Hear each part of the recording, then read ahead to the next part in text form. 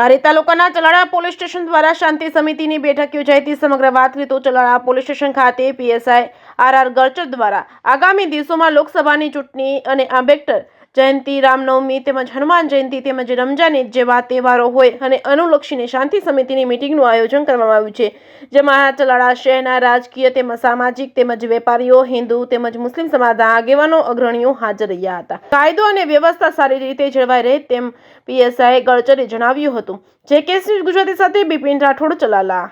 હિંમતભાઈ ડોંગા, ચલાલા નગરપાલિકા પૂર્વ પ્રમુખ। આજે શાંતિ સમિતિની બેઠક ચલાલા પોલીસ સ્ટેશનમાં ગલસર સાહેબ, અમારા પીએસઆઈ ગલસર સાહેબના અધ્યક્ષસ્થાનેથી લેવામાં આવી હતી।